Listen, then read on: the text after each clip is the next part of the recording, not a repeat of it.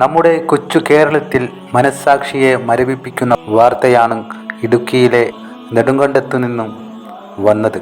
സ്വന്തം അമ്മയെയും സഹോദരനെയും കൊന്ന് പറമ്പിൽ കുഴിച്ചുമൂടിയ ഒരു മകൻ്റെ ക്രൂരത. രക്തബന്ധങ്ങളെക്കാൾ വലുതായി മനുഷ്യൻ്റെ ഉള്ളിലെ പകയും സ്വാർത്ഥതയും വളരുമ്പോൾ നാം എങ്ങോട്ടാണ് പായുന്നത് എന്ന ഗൗരവകരമായ ചോദ്യം ഈ സംഭവം നമ്മോട് ചോദിക്കുന്നു. നെടുങ്കണ്ടം ഇരട്ട കൊലപാതകത്തിലെ പ്രതി സജി ഇപ്പോൾ കുറ്റം സമ്മതിച്ചിരിക്കുകയാണ്.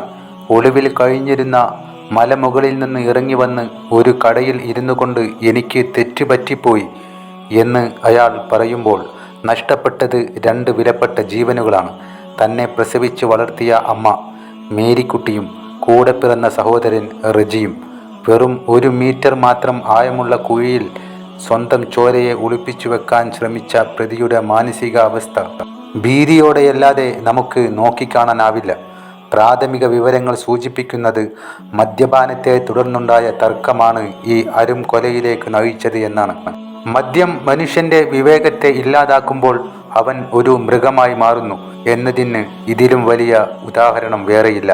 കൂടാതെ തൻ്റെ വിവാഹത്തിന് അമ്മയും സഹോദരനും തടസ്സമാകുന്നു എന്ന നിസ്സാരമായ ചിന്തയും ഈ കൊലപാതകത്തിന് പിന്നിലുണ്ടെന്നാണ് പറയപ്പെടുന്നത്.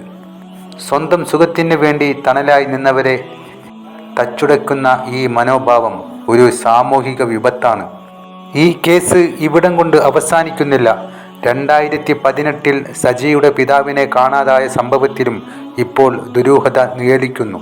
സ്വന്തം കുടുംബത്തിലെ ഓരോ അംഗങ്ങളെയായി ഇല്ലാതാക്കുന്ന ഒരു ക്രിമിനൽ ബുദ്ധി നമുക്കിടയിൽ വളർന്നു വരുന്നത് നാം അറിയാതെ പോകരുത്.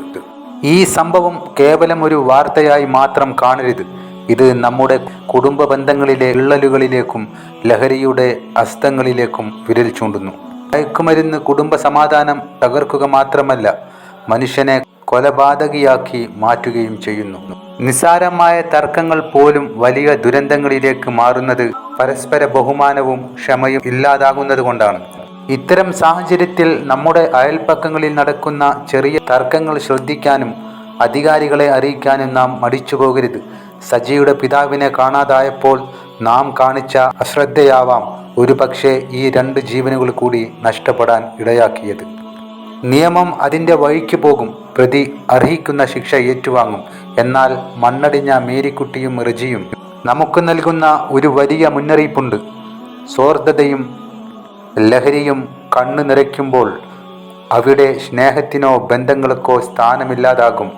നാളെ ഇത്തരം വാർത്തകൾ കേൾക്കാതിരിക്കാൻ ഓരോ വീടിനുള്ളിലും സ്നേഹവും കരുതലും വിവേകവും തിരികെ കൊണ്ടുവരേണ്ടതുണ്ട്.